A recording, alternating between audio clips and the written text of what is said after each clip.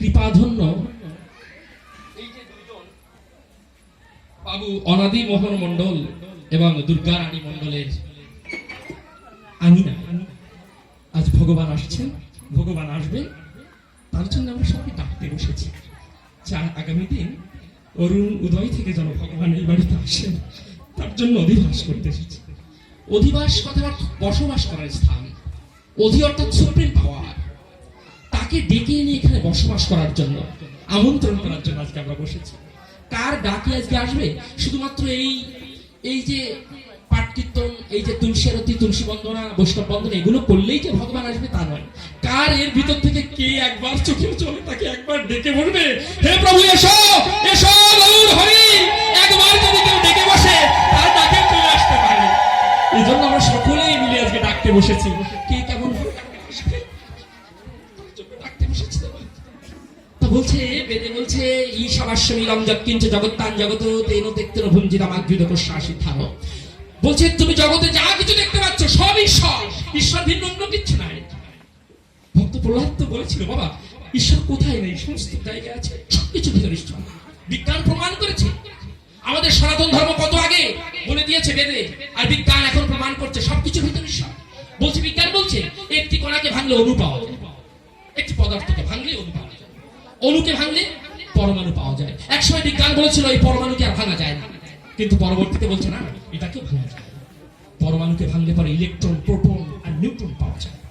বললো এরপর আর ভাঙা সম্ভব নয়। বলছে না না, এর কেন্দ্রে নিউক্লিয়াস অবস্থান করে, এ পর্যন্ত যাওয়া যায়। বলছে এরপরে আর সম্ভব নয়। 2016 সালে ভারতীয় বিজ্ঞানীরা এই ইলেকট্রন, প্রোটন, নিউট্রনকে ভেঙেছে, ভেঙে বলেছে আরেকটি কণা পাওয়া যায়, একে আর ভাঙা যায় না, এটার নাম ঈশ্বর কণা। তাহলে কত বেদে আমাদের কত আগে বলেছে ঈশাবেশ্বমিদম যৎকিঞ্চ জগত্তান জগত তেন তেক্তেন ভুঞ্জিতাম, জগতে তুমি যা কিছু দেখতে পাচ্ছ সবকিছু ঈশ্বর। বিজ্ঞান বলছে প্রত্যেকটা পদার্থের ভিতরে ঈশ্বর আছে, তাই আপনাদের ঈশ্বর জ্ঞান।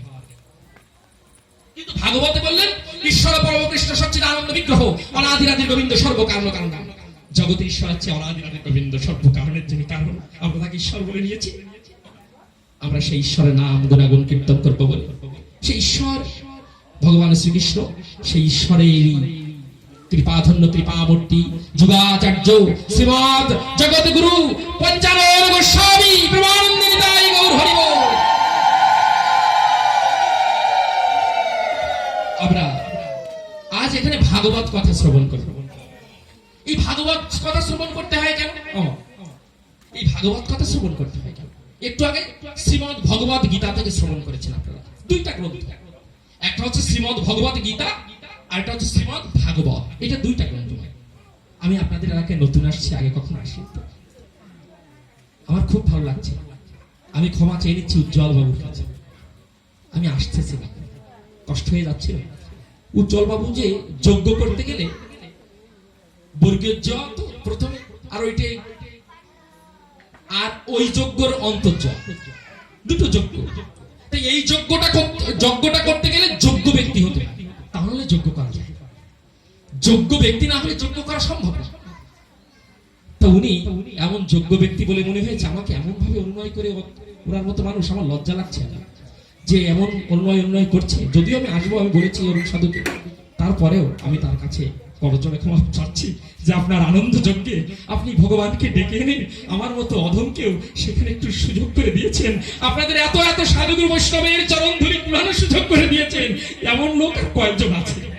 তাই আপনার কাছে আমি প্রণাম করে ক্ষমা চেয়ে নিচ্ছি।